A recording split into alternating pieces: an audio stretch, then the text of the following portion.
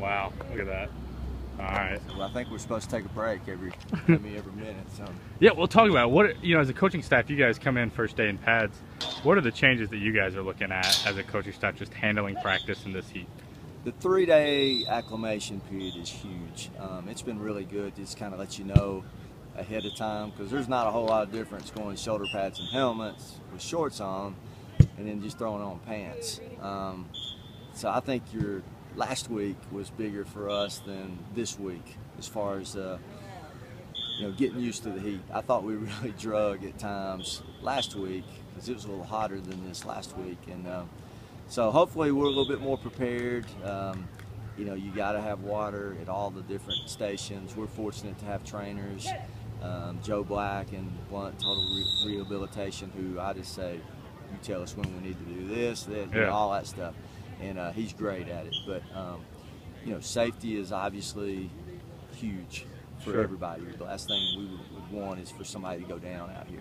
The new NFHS standards, you know, how have you guys made any adjustments that way, just in terms of how you approach? Well, you know, I think once the season starts, you know, that's when the new rule, the contact rules kick in. I don't think it's going to affect us a whole lot. It's not like we're lining up and going live or having full contact, you know, every period or anything like that. You know, we certainly do it some, but I don't think we'll reach the limit at any point. And I don't think a lot of people will.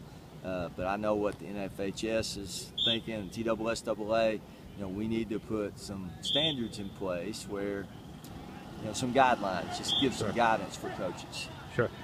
You know, it seems like a lot of coaches have kind of been on ahead of some of the curves in terms of making these standards, some of these adjustments in their program. Anyway, you know, what are some of the ones that you had? I know now you can't have, you know, if you're going to do two-a-days, 5 hours total, things like that, 3-hour break. We haven't done 2-a-days since we've been here.